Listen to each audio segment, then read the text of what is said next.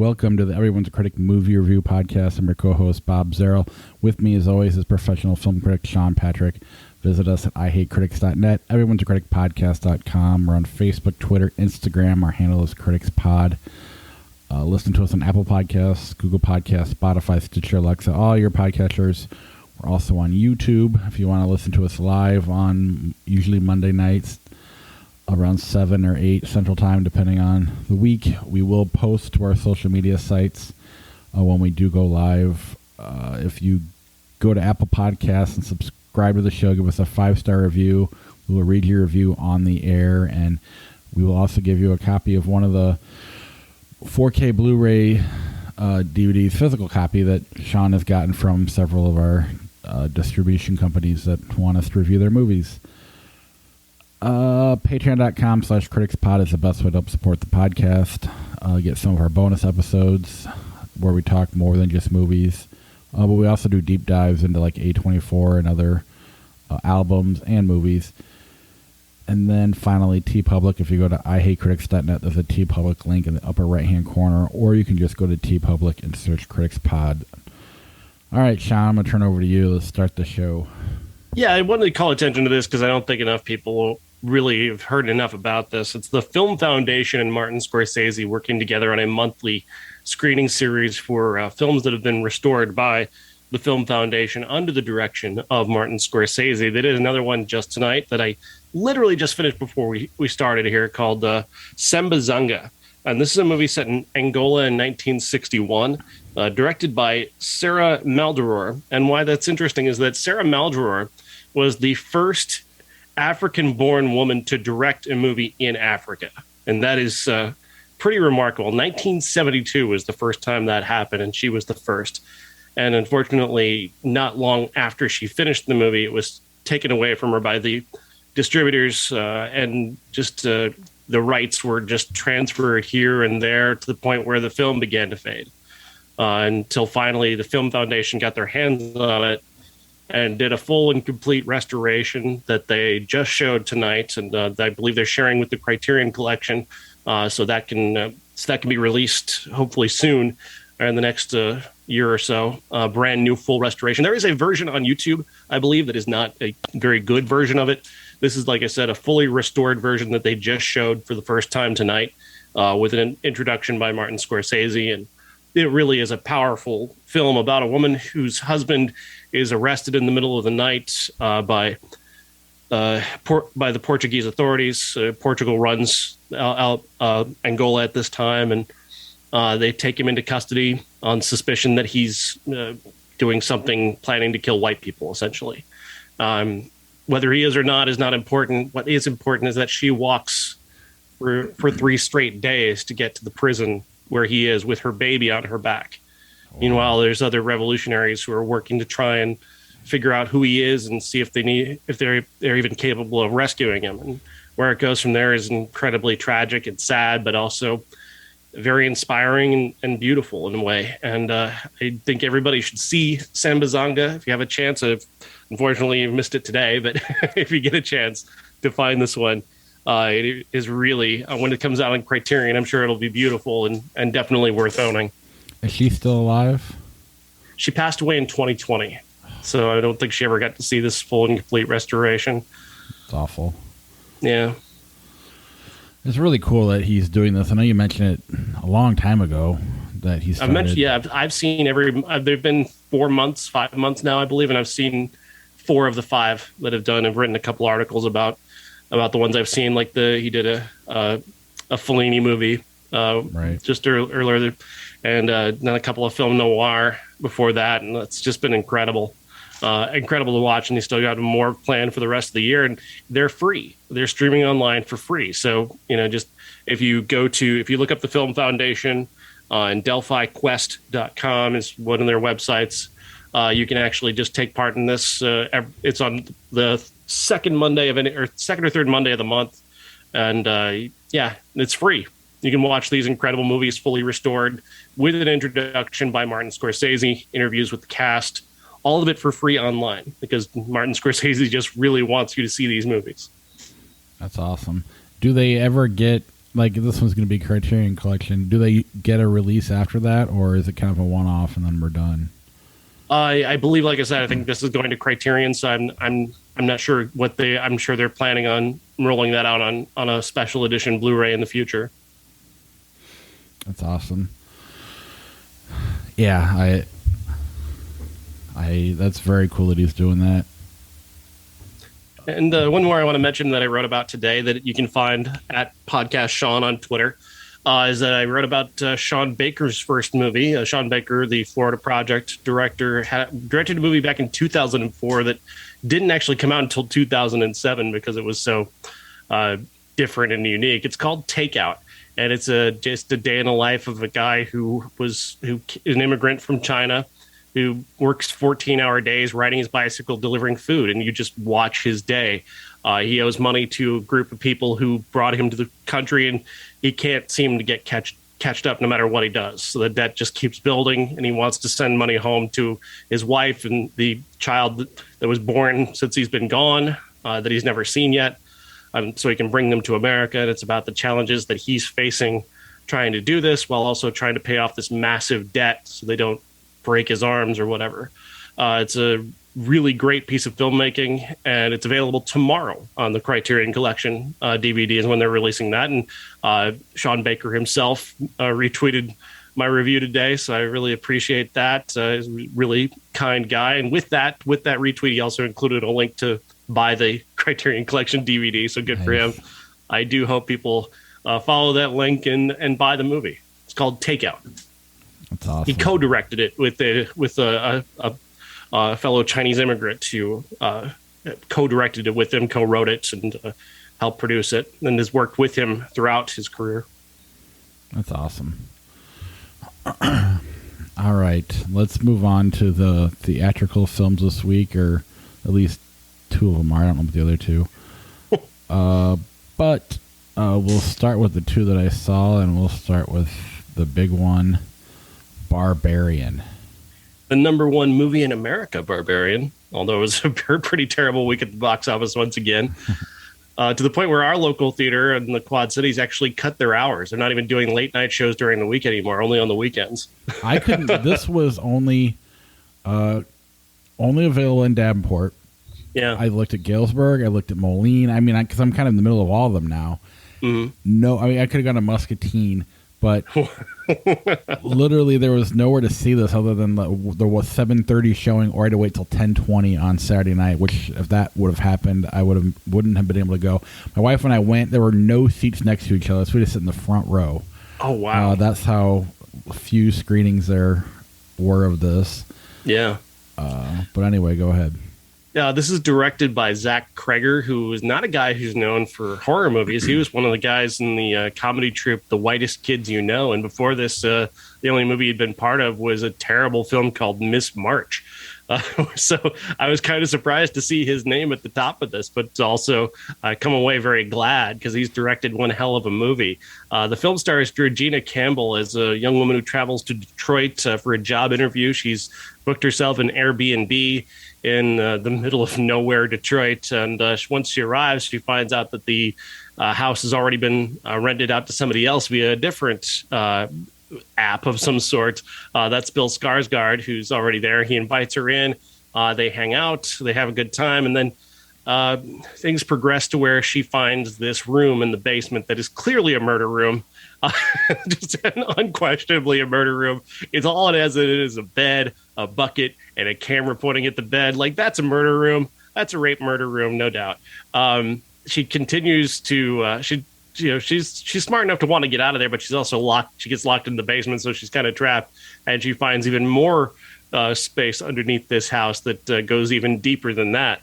Then Bill Skarsgård goes in there as well, and suddenly, just out of nowhere, bam, we're into a whole other film where Justin Long plays a movie star who is accused of sexual assault and has his television pilot canceled, and he's a real douchebag. He's just a real jerk. He happens to be the guy who owns this house and has owned it for a while, even though he's never really been there. He's from Michigan, and so that's how he came about having the house. He goes to the house to find it. Still people there, essentially. Their bags are there, but they're missing. He doesn't know where they are, and we kind of have an idea where they are, but whether they're alive or dead, we don't know. But what progresses from there is just a really great series of scenes. This movie is so smart and so funny. It builds this amazing horror movie tension and then lets it out with the kind of laughter that is not intentionally funny. Like, it's not a joke. It's this kind of necessary, like, absurdity. It's just so absurd that you're both terrified by it, but also it's very funny. The sight of there's a particular evil character in this movie that is both a terrifying sight, but also kind of weirdly hilarious in the way it moves and other aspects of it that I don't want to spoil. There's a whole other character down there as well that has another role to play in this that plays out incredibly well. And I love the way that Zach Kreger and his cinematographer use the camera in this movie. It's so amazing. They create such clever and unique shots. There's one perfect one where it's just Justin Long is shining his cell phone camera down a hallway, and you're looking like directly his perspective down the hallway. You can see his arm in front of you. It's a very, very unique shot. But then also just the way he uses forced perspectives when and darkness. I mean, the darkness of this hallway underneath the building is very well used, and that the way a cell phone flashlight doesn't really do all that much when you're in real deep darkness is really used very, very well. It's not like the first time we've ever seen that, but it's just a really well performed use of that. And I really liked that a lot. I liked everything about this movie. I thought this movie was awesome. Lots of clever choices. On it, again, it's not a movie that sets out to be funny, but it is funny. Justin Long delivers the best performance of his career. He has never been this good in anything, and that's not to say he's been bad in his career. He's made bad movies, of course, but I mean, this is just in terms of just specifically Justin Long performances. I think this is the best thing he's ever done, and I was really impressed. I loved the twists and turns with his character. He has a scene set inside of a water tower that is an amazing scene that is so brilliantly subverted immediately after. I just could not stop enjoying that in a sick and twisted sort of way. I love this movie. Oh, absolutely. It's a ton of fun. I mean, let's just stick on Justin Long since you left off there. I mean, the only way it could have been better than that is if you were actually that creepy of a guy. Yeah, like it was so, in terms of the performance, not for the viewing audience, but like he nails it. It's such a brave performance because that's something you don't want to be remembered for, and he does such a great job of it.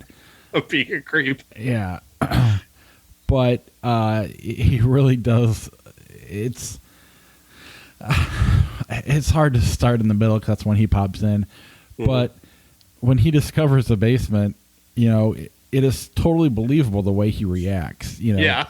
You and I and most other people. That's a great comedy bit. Yeah, that's a great comedy bit too. It's a great comedy bit, but it's also believable. Like this character would do that. Absolutely. I mean, I don't even want to spoil it, but it's just so well done, very smart. The way she gets trapped down there is right away. All the stupid decisions you see in horror movies kind of negates because she now can't get out, wants to get out and can't. Gets them out of that trap. They voluntarily go back into the trap a couple times where you wonder if so-and-so would act this way, but I feel like they did a good enough job throughout the rest of the movie defining this character to the point where you would believe she would do some of the things she did. Maybe at first time through the movie you're kind of like, why would she do that? But that it's just in her nature, I think, and they do a great job of spending the time with that. You just never know where this movie's going to go. And even the name of the movie is perfect because it means nothing. You could easily call it a stupid name, but it's perfect because it keeps you like, what am I? You're waiting for something. The introduction of Richard Brake, that whole scene is just kind of like, okay, what the fuck's going on here? Right. Excellent. And they just leave it, They give you all the visual information you need to know to understand the rest of the movie, and that's it. It's very economical in that way. They don't spoon feed anything. It's just, and it doesn't have to. It's not based in any sort of reality other than its own. Mm-hmm. It's just all around fun. It's unique. It's not something you see, especially nowadays. A number one box office movie. Granted, it's a week, but that isn't part of an IP of some sort. It's its own original idea. I think this movie is going to live on. I can definitely see my kids talking about this in a couple weeks, watching it wanting to see it on Netflix or Amazon or whenever it comes out. I got to imagine it's going to pick up a little bit of steam and not just go away after this week, but maybe not. I mean, it's getting a ton of buzz. I'm seeing it everywhere. Yeah, I was thinking about the marketing campaign for this. The marketing campaign, usually I'm very suspicious when it comes to those campaigns that use audience reactions, because that tends to be like the last refuge of marketing scoundrels is that type of thing. Like Paranormal Activity did a great job of hiding their flaws by pretending that the audience was jumping in their seats at every little thing. And it works to this movie's advantage because, again, with the title and everything, they've not told you anything about this movie, and they've managed to market the movie also without telling you anything, to the point where you found out Justin Long was in this movie like last week. Like that's the level of it. Like it was literally like they kept him out of it until like, oh, and Justin Long. The only reason I knew he was in it is because of something he posted on social media, whatever that was, saying it was the best thing he's ever done, or at least horror movie wise. And it really is. I really can't recommend this enough. Everybody should go, especially if you're into horror movies. You probably have already seen it if you're a real horror fan, because this is the kind of thing that doesn't come around much. Usually we get those low rent horror movies, and then the smart ones go straight to on demand, or A24 gets a one-off week release or whatever. So this doesn't happen a lot. So everybody go see this. It's a lot of fun, and I'd like to see. I'm saying that this year has been amazing for great horror movies. We've got this, we've got Nope, we've got X. I was just thinking the other one of The Forsaken, which everybody forgot, but I still have it because I think it's still maybe my favorite movie of the year. It's up there. Other than a couple other ones, obviously, that are the greatest movie of all time. But The Forsaken is up there in terms of my movies of the year. That movie's awesome. It's just been an amazing movie, like legitimately masterpiece level horror films. Right. And, a few years ago, or maybe even like 10 or 20 years ago, this would have been a huge movie, I think. Because it is mainstream enough that it should attract audiences and be a lot of fun to watch with a group. But because it's not an IP, it's hard to use the marketing to your advantage anymore. So it is what it is. But I do think it's going to it's going to continue to grow and be one of those movies everybody ends up talking about within a couple years. It is absolutely. It is funny as my kids come to me with like lists of horror movies that are must sees, and they're like all afraid to watch them, and then like they're handing to me and like Tusk is on the list.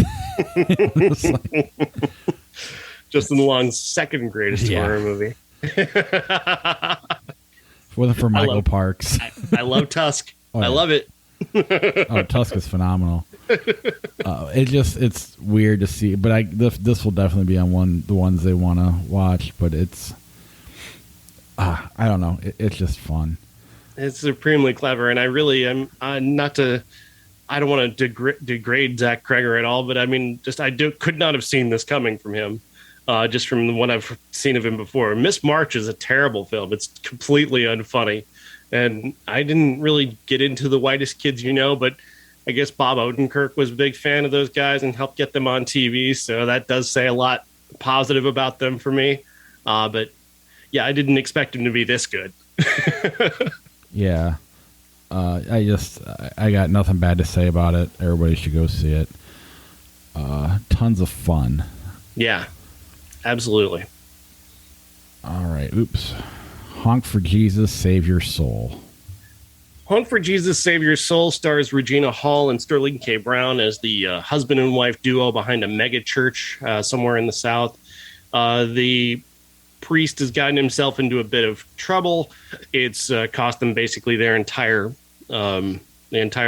congregation that attended their church. And this movie is deeply, deeply confused and confusing to me because I have no idea what they're going for. Initially, it starts off as this sort of parody of these super churches with their mega budgets and the priests who justify their wealth by being chosen by God. And there's this really interesting scene early on where you see Sterling K. Brown and Regina Hall giving us a tour of their closet.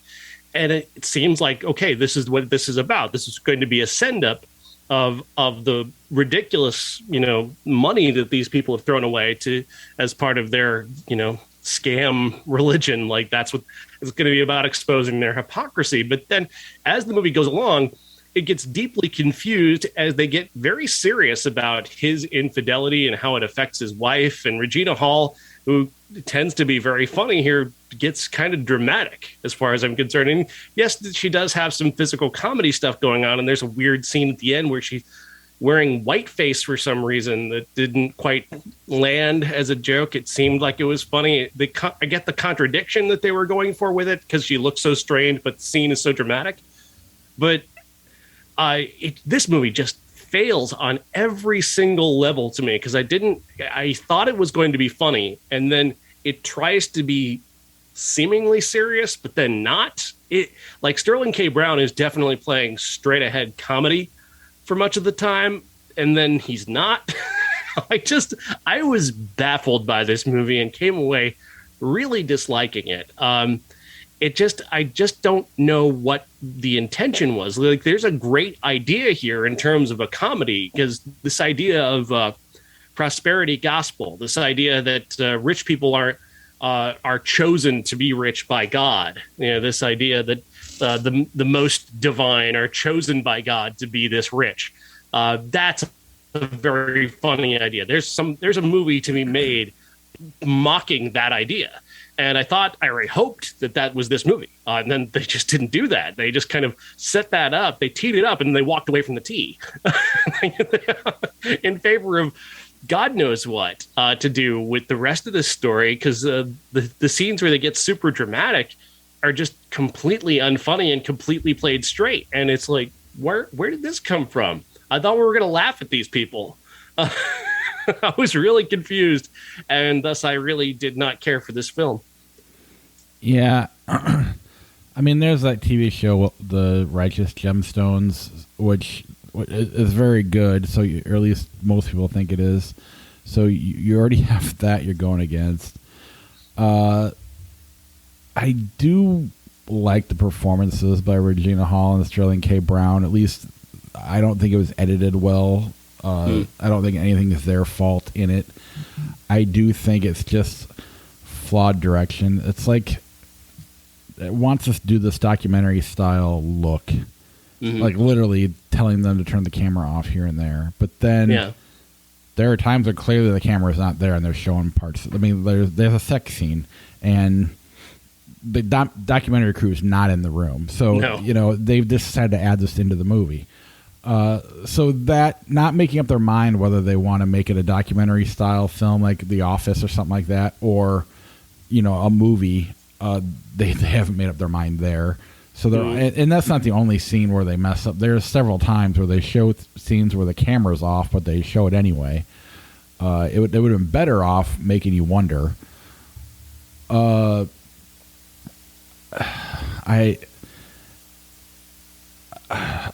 want to like it, but it is sloppy. It's a little bit too long, and it just like you said, it shifts focus, and I just think it's to poor direction. Because I enjoyed watching them for a long time. Sorry about that. And I never really stopped enjoying them, even though when their characters again, I just think it was the direction. I think them as actors really did a great job. I'd love to see Sterling K. Brown in more comedy. I think he was pulling it off right and left. I mean, obviously, Regina Hall is a fantastic actress, but like he was movie star level hilarious early on in this movie. I could see him, holding his own movie like this, just from being a TV star prior to this. And it just gets away from him. And all I can say is it Adam Ebo or whoever the director is? Just a little on the sloppy side. Poorly edited, poorly put together. I don't think they knew where to go with it. I think they didn't have the nerve to actually go all in on making these people outright villains. They want to sympathize with Regina Hall, and that's because Regina Hall is so very, very likable, and she is essentially the victim of all this, even as she is kind of choosing her victimhood because she knows what her husband is, she knows what he did and why he does it, and she's going to stick and do it, and she's going to stay in there and be with it anyway. So she's kind of bringing that on herself. But the movie sides with her. It wants to be on her side. It wants you to feel sympathetic towards her. And these are not sympathetic characters. These are people who have used religion to enrich themselves and at the expense of the poor people of their community. And you want me to feel sorry for her? I don't feel sorry for her. I don't. I like Regina Hall, but I'm not going to feel sorry for either of these two characters. These are villainous characters. These are characters who deserve to be treated derisively. They deserve to be played as absurd because they are absurd. These characters are absurd. And the idea that you're going to try and make either of them remotely sympathetic is ludicrous. On top of which they're sort of the character, they're opposed to their opposite of their opposing church is played very strangely. There's another couple who has their own mega church in town, and obviously they're stealing all of their congregants, taking them over to their church, and there's just nothing about those characters that are memorable, or I couldn't remember their names. And what was their point? They weren't funny. The movie doesn't make them funny in any way. It doesn't treat them like they're hypocrites who are chasing a dollar, as it does these characters early on. So what was the point of that?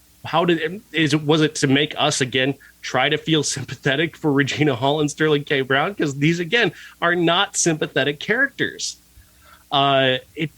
It's baffling to me what they thought they were going for here. Well, I think you nailed it on the head. Now that I think about it, is we want to assume that when the cameras are off, these people go back to normal and know that they're. I don't know. We want to assume certain things about them, and I think this movie does that. They're too afraid to really show who they are. They want to. He's a homosexual, she's a victim, but she's kind of choosing to stay in that victim role, and she could easily get out of it. They're both taking advantage of people the whole time. There is a level of cluelessness, but lean into it. Make that the character. Don't give them an out, which this movie, he tries to give both of them an out, not just her. I mean, yeah, really. And because of that, it definitely ends up being forgettable. This will definitely be a movie I probably never think about again after this episode. I just happen to really like Regina Hall and Sterling K. Brown, so I want to like more of this than it is. But it just is poorly written and poorly directed. And I think you're right. If they had leaned into it and stuck with a thing, even if they did the documentary look the whole time, which I don't think is the right move, that would have been better than what they did here. Here it's just kind of a mess, and when they make her a mime at the end, you're right that if it was somehow so laugh out loud funny that you're like, oh my god, I can't believe they did this, but it was just kind of like, what are they doing this for? It wasn't. It should be like absurdly funny. Like you should feel embarrassed, but at the same time, and not sympathetic, but kind of laughing at her and not with her in that moment. And instead the movie makes her just sad, and it makes everybody just seem sad in that moment. And it's like, I think you're really missing the joke here. Right. So yeah, it's available on Peacock if you want to see it, but I don't recommend it. No. The Class. The Class is a movie I am shocked to recommend. The Class stars Anthony Michael Hall and Debbie Gibson in what is essentially a modern day version of The Breakfast Club. 6 kids are called into detention on Saturday morning to sit with their theater teacher, Debbie Gibson, and the school counselor, played by Anthony Michael Hall. And they're going through the various different types of, modern teen problems. They're talking about suicide and abortion and bullying, and one girl has cancer and may be dying, and they're coming to terms with all these various different things while they're at odds with each other. And there's a lot of secrets and manipulations going on amongst this group of people who really don't even run in the same circles for the most part, and yet they have all these various connections that they're only kind of becoming aware of. It's really smartly played. The Anthony Michael Hall and Debbie Gibson are very much lower supporting roles in this movie. They're there, and they do add a great deal. But the kids are the standouts here. They're the ones right up at the front, and they're really impressive. The ways that they deepen these sort of modern teen problems are very smart. They've taken kind of the archetypes of Breakfast Club and modernized them in a way that's actually kind of better than what Breakfast Club did. They've taken really a lot of that stuff to heart and kind of inverted a lot of that to kind of make it modern and almost kind of woke culture, if you will, with one character who obviously stands out as somebody who goes against that and challenges that, but only does so because he's kind of the troll character. He stands in for that entire subculture of people who are constantly trying to poke and create chaos and trouble wherever they go. And that character does, at the very least, get what's coming to him, but also then at the end, they give him this moment at the end that is fucking beautiful. Like, they really nail it. The actor, I can't remember his name off the top of my head now, but he actually played the janitor in the original Breakfast Club. He's if you saw his face, you'd know him because he's been in a million movies. And I'm killing me now. I got to grab his name here. I've got it here.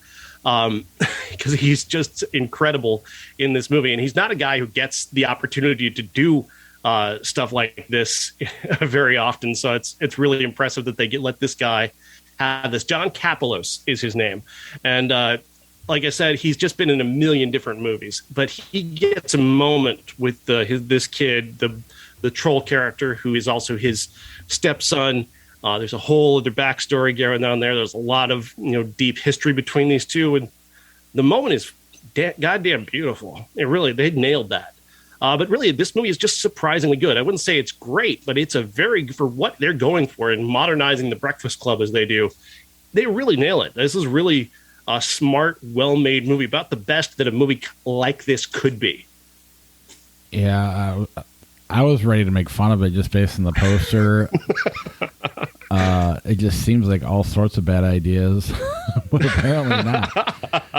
I kind of went into a movie thinking that, and then it was kind of blown away by how much better than that it is. Are you having a bad day, or was there something bad you watched before that could have affected how good it ended up being?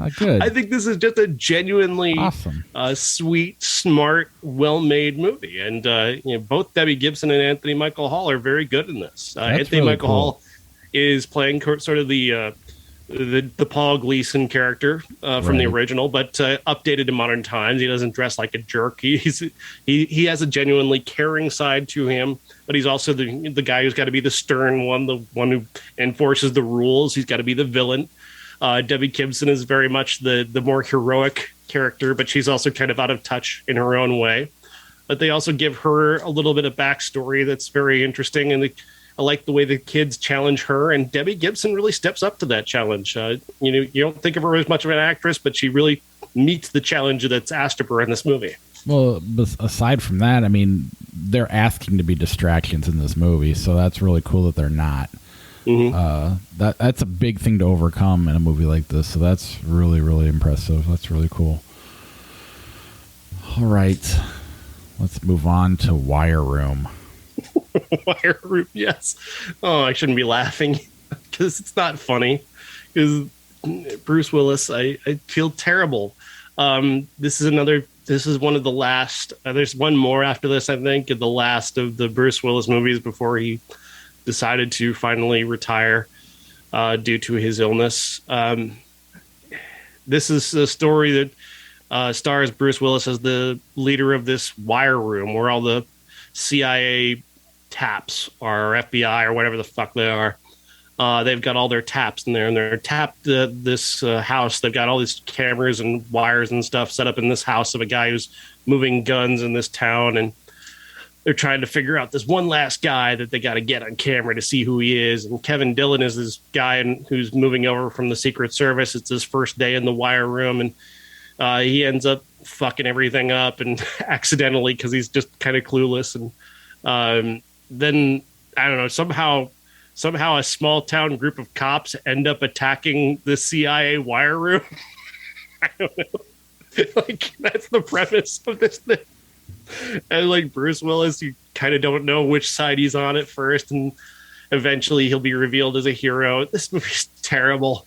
Why you want to? Who thought it would be a good idea to spend that much time with Kevin Dillon carrying the dramatic front of your movie by himself?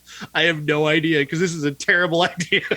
Like, Kevin Dillon is not an actor who steps to the front. He's very much an actor who supports others. I mean, when you're doing examples of, like, especially sibling pairs, like you have the Matt Dillon and the Kevin Dillon. He is the Kevin Dillon. You know, it's like a Baldwin. Frank Stallone, Sylvester Stallone. Right. Patrick Swayze, Don Swayze. Yeah. Yeah. Or one of the other three Baldwins. It just, while you were talking about it, I wondered if when the script was written, if it was ever really good, and then by the time they got it sold, they're just like, let's throw Kevin Dillon in this, and it just slowly tore it apart. Like, all the movies that are like this, there's a million of them out there. If at some of them probably were good scripts at one point that just got torn apart by the time a studio got a hold of it. I can't imagine this was ever any This good. one didn't sound good just based on the fact that a small town cop broke into a CIA right away. I don't know how you could have screwed that one up, but I'm not sure. Where is this? Is this supposed to be Washington, D.C.? Where are we? Like, they never said where we are, but it's a CIA secure facility, and then this small town sheriff and his SWAT team come breaking in to try and destroy the wire room because apparently nobody's ever heard of the cloud. Like, it's on the internet, dumb fuck. They can just upload that shit to the cloud.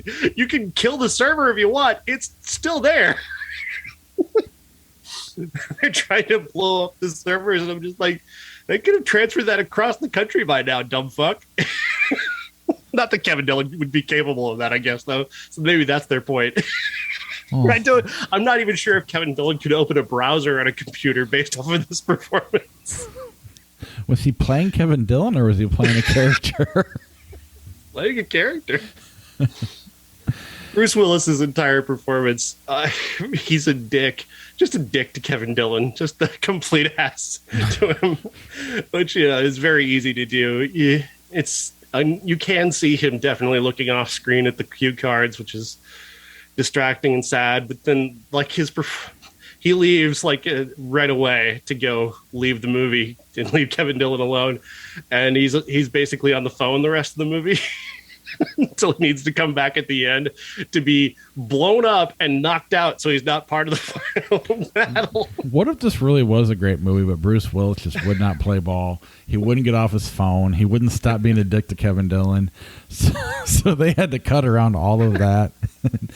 That's not even his performance. He's just being an asshole to Kevin Dillon. They're just filming Bruce Willis, treating him like shit, and really being a dick to the director, not getting off his phone. And they had to work in this.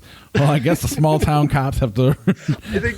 I think honestly they might have filmed it at Bruce's favorite bar too, because like all of his performance is him like stepping out of a bar to answer a call from Kevin Dillon, going, "What the fuck do you want now?" Well, they're coming. They're gonna kill me. All right, well, fucking, I'll be around. Just hold them off, okay? I'll get over there if I can. Did he ever say why are there cameras here? Who are you? I mean, it's not funny because of what he's going through, but he does have a reputation for doing shit like that. So, yeah, take it out of context, and it's very, very funny. Bruce Willis being a dick to Kevin Dillon. Like, why the fuck am I in a movie with you? Who the fuck let this guy in here? I believe that's actually a line from the movie. He kept calling him Matt the whole time.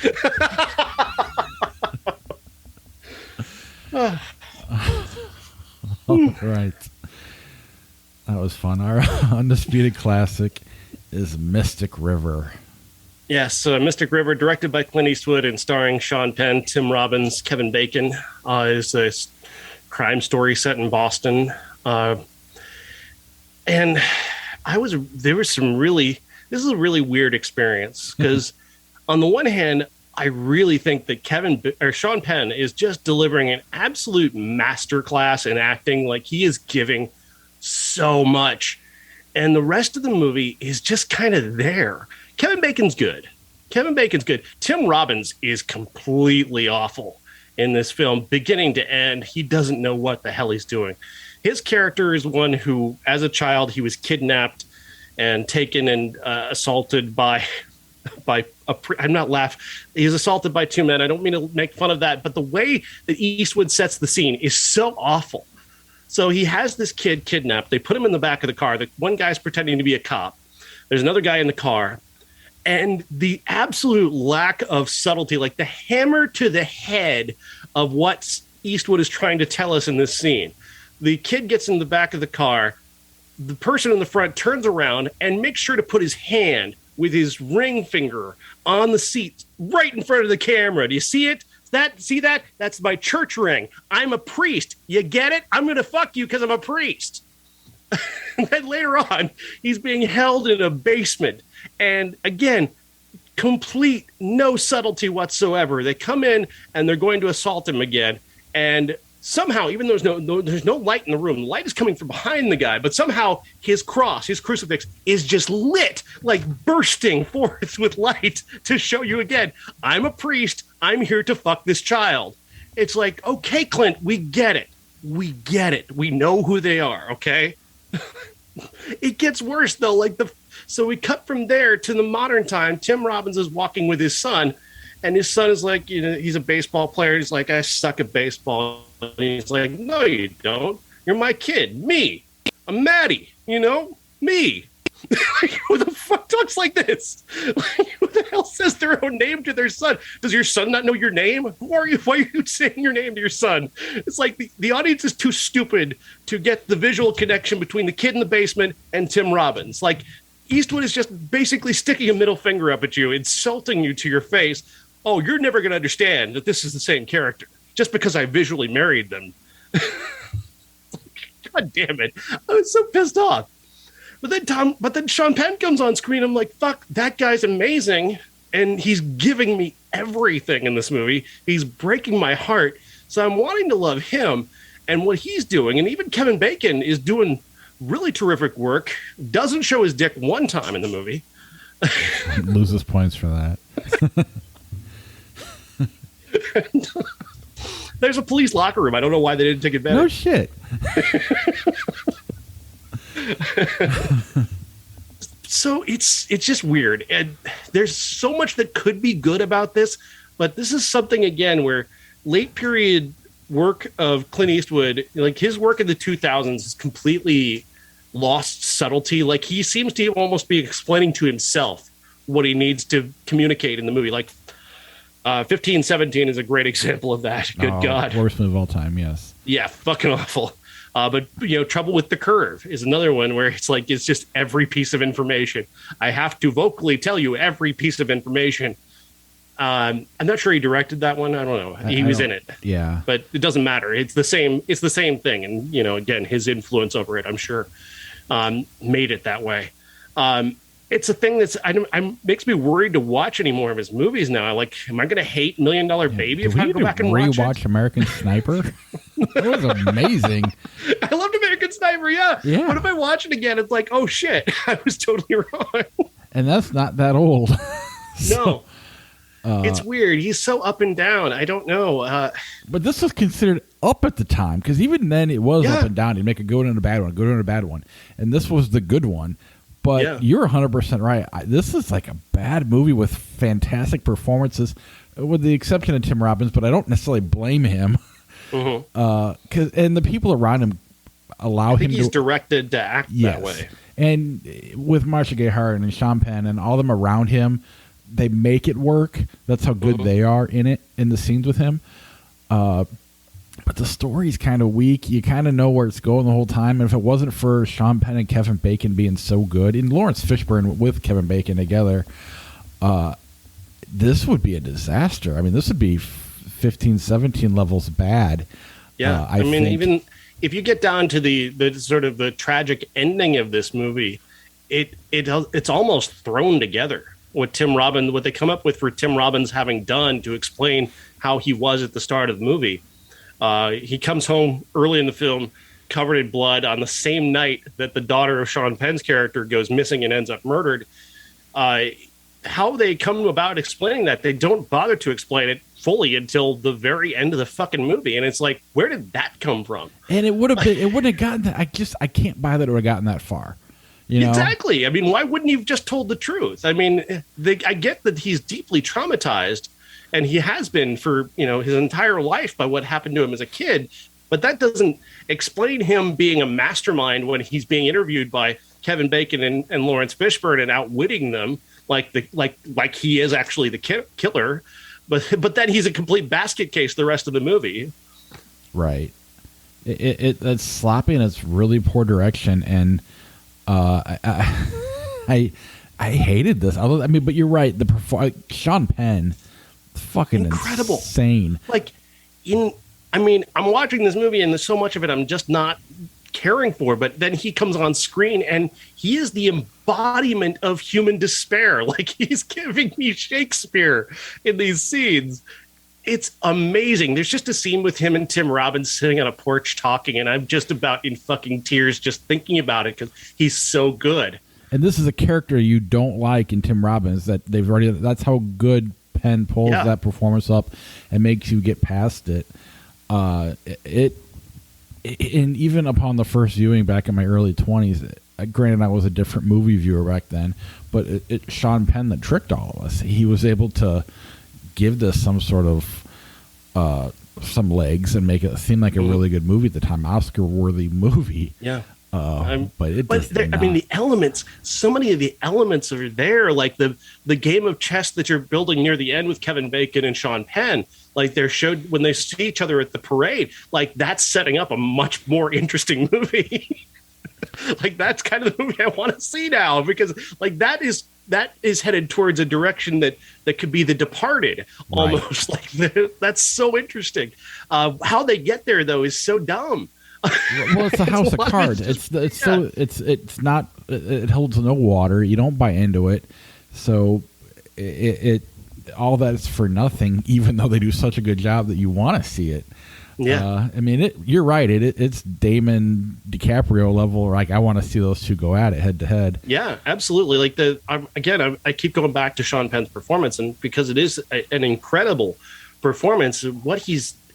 The building tragedy of this guy who got his life right and went straight and left criminality behind, but kept his fingers in it just enough to be this vaunted figure in his neighborhood, and him being tempted towards going back to that life, going back to that criminal life, especially after this horrendous trauma.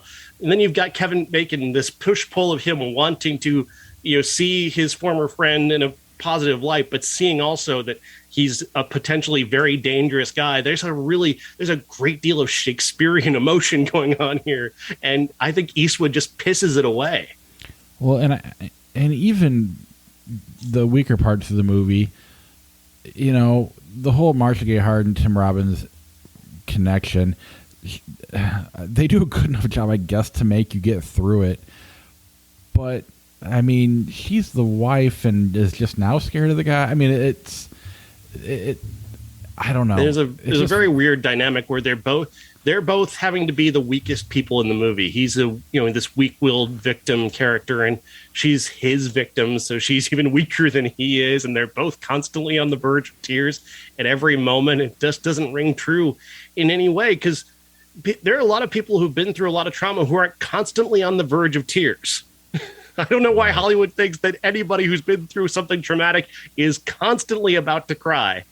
That's not how the real world works. But both Marcia Gay Harden and Tim Robbins seem to have tears in every scene. They're weepier than Hugh Jackman in the Darren Aronofsky movie.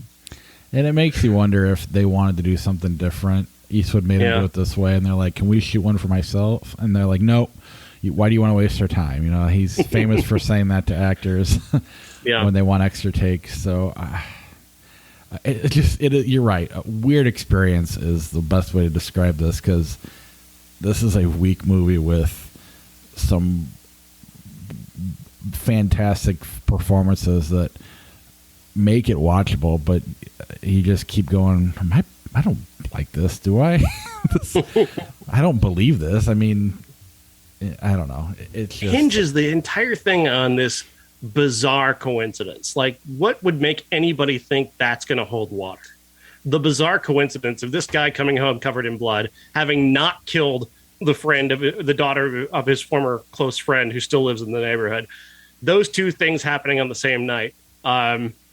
You've hinged a lot of your movie on convincing us that that's possible, and it just doesn't work. Well, on top of that, you're showing us a lot of Tim Robbins. If he's barely in the movie, maybe you can buy into this thing.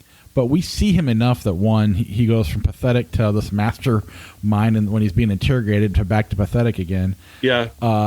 You keep him off screen, keep him in the background. Then maybe you do have something there. But they show way too much of that. I don't even need to know that Marcia Gay Harden thinks. All I need to know is that that Kevin Bacon and Lawrence Fishburne's character are investigating him, and that there's a legit connection there. And then maybe I could buy Sean Penn doing what he does, but everything else, they just show us too much. I mean, it's. Yeah. And then the resolution of the daughter's murder is almost randomly assigned as well. When you really break these down into the parts, it's just almost randomly assigned.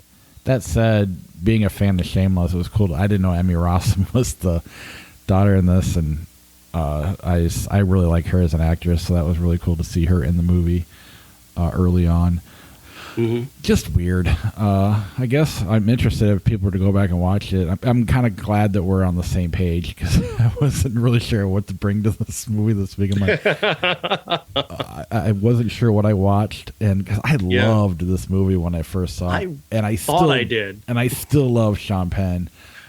Sean Penn is so amazing. Like, I mean, this is almost it's a terrible movie that's almost good because he's so good. Yeah, absolutely. That is the best way to put it. Is a freaking train wreck that Sean Penn. It's a master class. I mean, those monologues are gorgeous. I mean, and it's not hammy.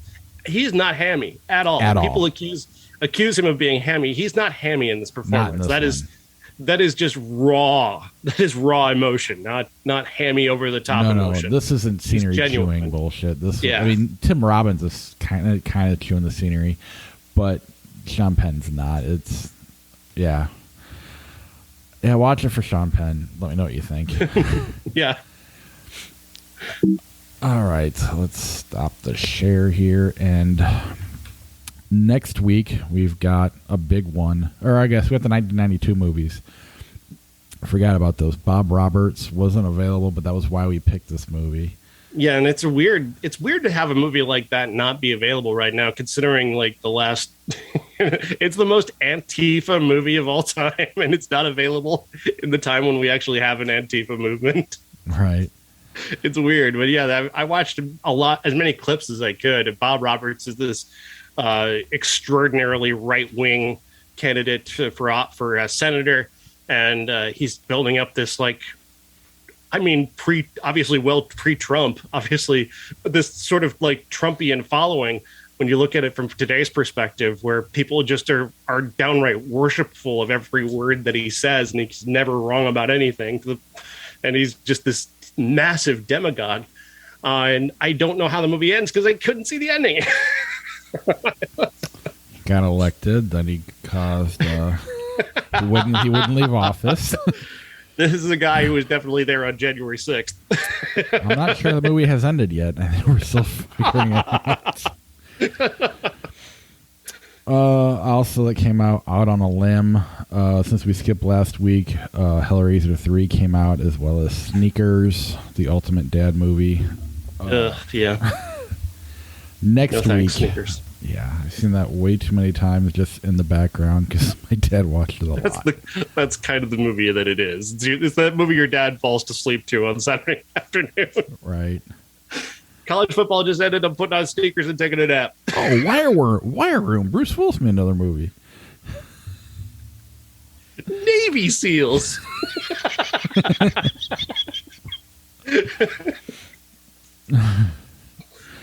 Speaking of, next week, Clerks 3 has its, what's it called, Fathom Events release.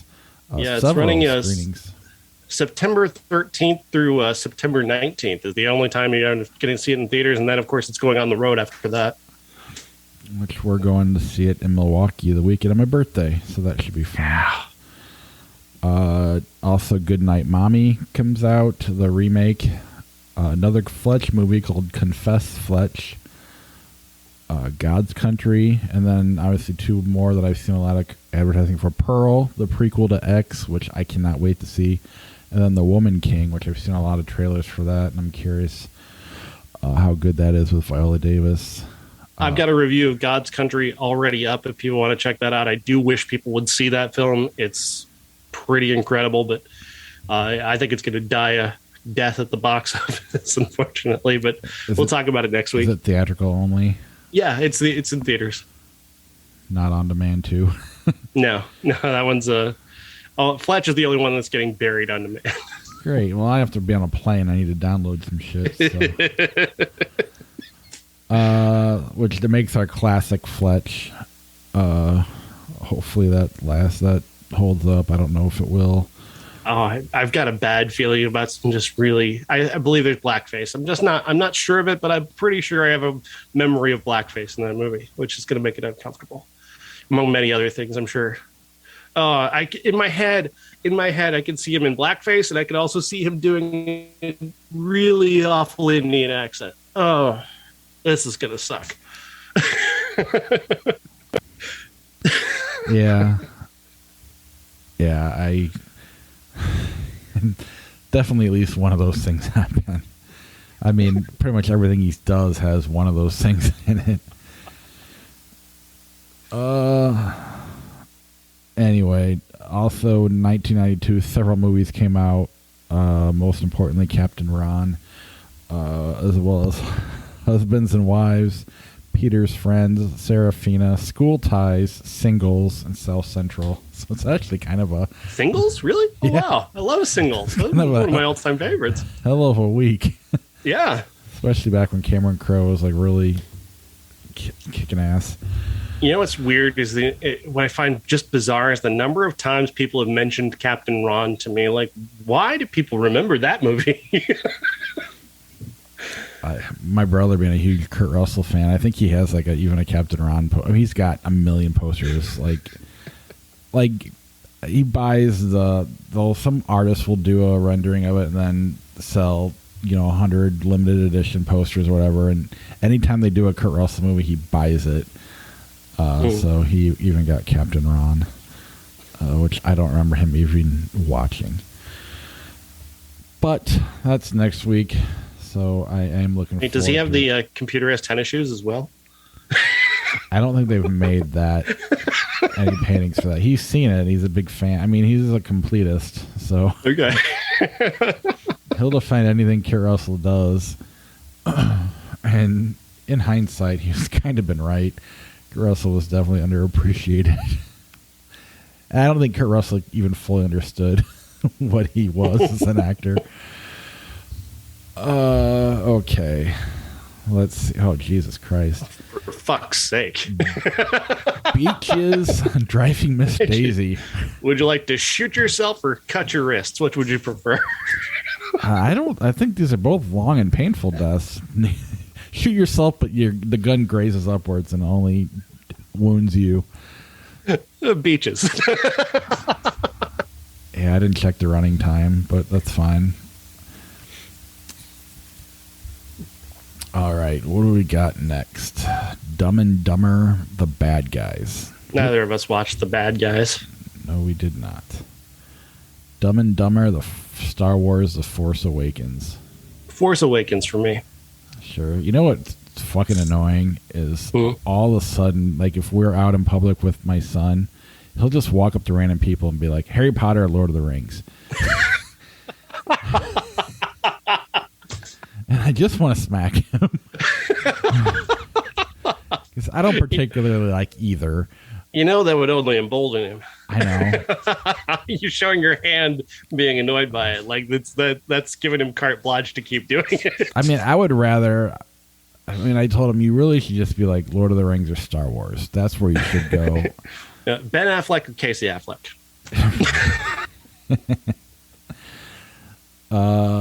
Speaking of Ben Affleck, Gone Baby Gone or The Count of Monte Cristo? Gone Baby Gone. Yeah. I mean, I've had to stop him from like going up to the counter at like the store and like, you just got to stop. You know what would be interesting? If Ben Affleck would have directed Mystic River.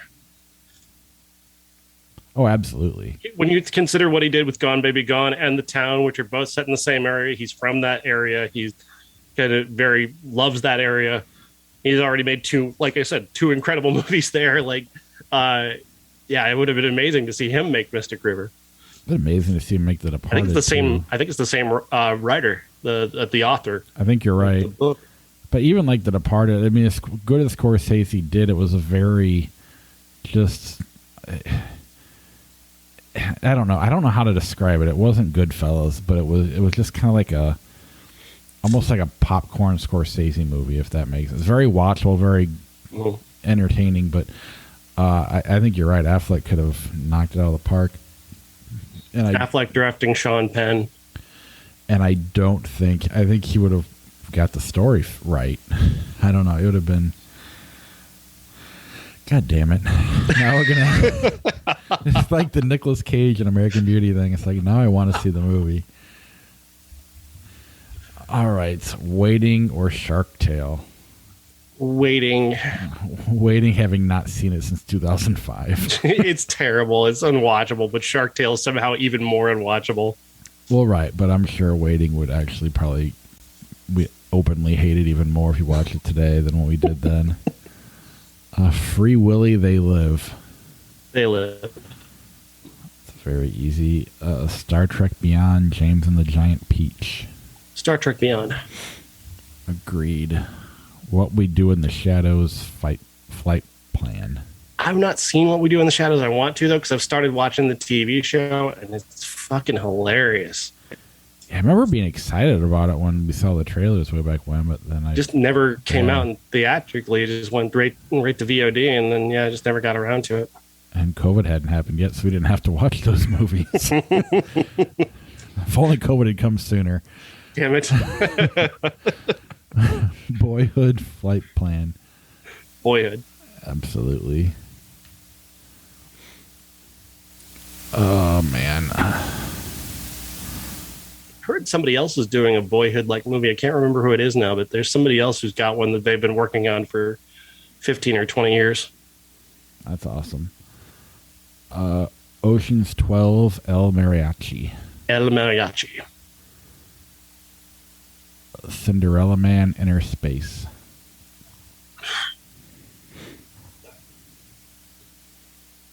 I don't care for Inner Space. I don't think it's very funny or very interesting. But neither is Cinderella Man. It's Ron Howard being Ron Howard. Hey, I've got Russell Crowe as a boxer. Let me shave off all of the edges. What? No! No! He's Russell Crowe. Damn it. Yeah, no, he's a boxer and he's soft and cuddly. No! What? Just want to watch him punch people, damn it. Yeah, I mean, that's what he does in real life. All right, then I'm going to get rid of both of them because I don't have an opinion either. Jarhead, Home Alone. Jarhead. Yeah, Tomorrowland, Spy Game. Spy Game. I wasn't paying attention. I found very disappointing. Yeah, I remember now. Live Free or Die Hard, Changeling. Fuck, now I don't want to watch Changeling again. Shit. because I've got a very positive review of Changeling, I think. And I don't really care for Live Free or Die Hard. Where are you going? I was going to go Changeling, but I forgot it was Clint Eastwood. I just remember Angelina Jolie. She's really good. Yeah, she's really great in that. Let's go there. Maybe she has a Sean Penn. Maybe she takes a bad movie and makes it good. Yeah, that's very possible. Rocky 2, Let the Right One In. Let the Right One In for me. Oh, I 100% agree. I love that. I mean, I like Rocky 2, but I like Rocky 2. Let the Right One In is amazing. Secretary, Saw 3. That is tough for me. I find that incredibly tough. I love all the Saw movies. I think they all come together. I think they all work. Secretary is an incredibly unique and kind of sneakily brilliant film. Secretary. Yeah, I think you're right. I think just James Spader is such a movie star in that film. He's playing like this total creep, but like in the kindest, sweetest way possible. It's like the perfect James Spader romantic hero. Could you imagine if Clint Eastwood made that movie? I mean, isn't it... Gyllenhaal just be crying all the time? Yeah, I mean... He's not a hack, but God damn it, he's not far from it at the time. I mean, I'm not kidding. I think that one movie, 15, 17, whatever the fuck it's called, is the worst movie ever made. It's up there. It is Birdemic levels of bad. Yeah, I mean, like it belongs next to The Room level. I think it's worse than that. The Room at least there was like something behind it the guy was trying to say, and it comes off, and now it's more of a joke. Mm-hmm. But Clint Eastwood, it was a hack job. In terms of just overall incompetence, I think it compares with those movies. Right. Like, yeah, Manos, The Hands of Fate is honestly a fair comparison to 15, 17 to Paris. Because similarly, I mean, it's similarly movies where nothing happens for very long periods of time. And then something sort of dramatic happens. 15, 17 is just, I don't know. It was just incompetent. It's poorly made, poorly put together. It's very easy for people to blame the guys, the actors who are not actors, because they were the real guys in the movie. So it's easy to blame them because they're not real actors. But Eastwood gives them absolutely no direction. He sends them into a fucking shop to get fucking ice cream for 10 fucking minutes. Let me try that one. Yeah, what is that? The chocolate? Let me try that. Yeah, it's pretty good. Yeah, did you try that one? Yeah, it was really good. Can we try the lemon? Yeah, let's try that. That's really good. That's a scene. That is a fucking scene in 15, 17 to Paris. I am not making that up. That is an abbreviated scene. That is a scene in that movie. Yes. But you made it shorter. It goes on much longer than that. Yes. It goes on for a fucking eternity. Oh, my God. I mean, I don't like Clint Eastwood. I mean, look at Gran Torino. I mean, Gran Torino is not a subtle film in any way. There's zero subtlety. Right. I remember liking that at the time. I don't remember.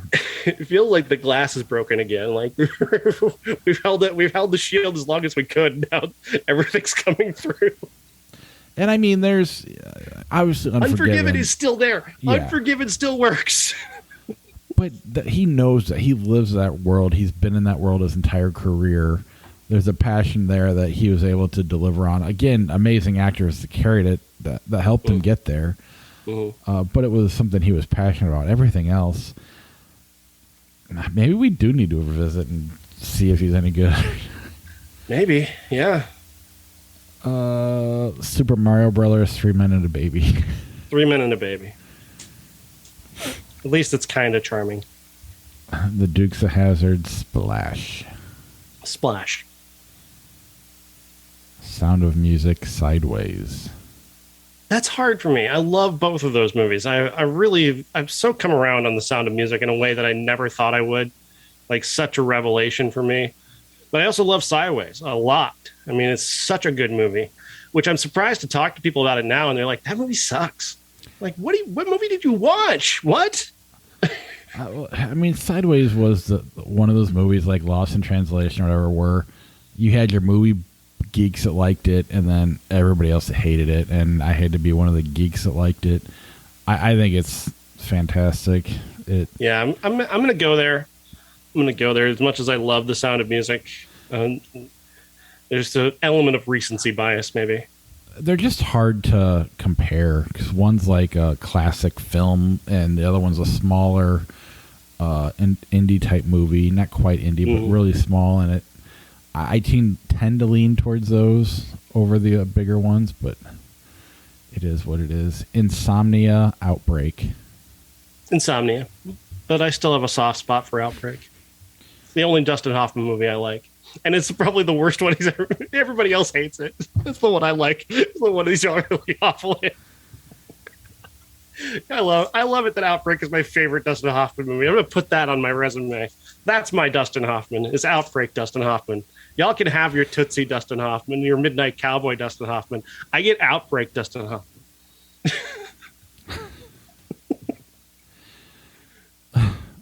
I mean, it's funny because I'm just going to bring it back to Barbarian. Having Dustin Hoffman and Wag the Dog is like having like James Franco in Barbarian playing the Justin Long character. Am I wrong? You're not wrong. Instead of having an actor play it, you're having a guy who's kind of that guy. He kind of is that guy. All right. Rain of Fire, Hell or High Water. Hell or High Water. Awesome fucking movie. Real Steel, 127 hours. 127 hours. By a lot. Flick Chart's listening to us. She's All That, Black Panther. Black Panther, no question. Absolutely. Dinosaur, Grown Ups. Dinosaur. I don't even like Dinosaur. I don't even know what it is. It's not Grown Ups, though. It doesn't have a deer pissing on Adam Sandler's face, so. Tell you what, though, if it was Grown Ups or 1517, Grown Ups all the way. All day long. And Grown Ups, too. I'll watch them both. Yeah, I'll take both of those. Oh, Hell is a double feature of Drive and 15...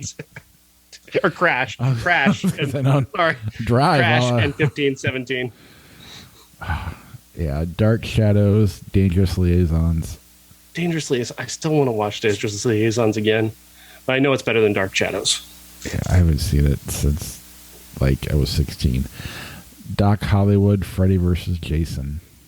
Picking Freddy vs. Jason, but again, it's another movie that I have a weird soft spot for. I think Doc Hollywood was one of the first great boob movies for me because there are great boobs in that movie. There's just one shot. It's just one character who shows her boobs in the movie, but they're spectacular the way they're introduced.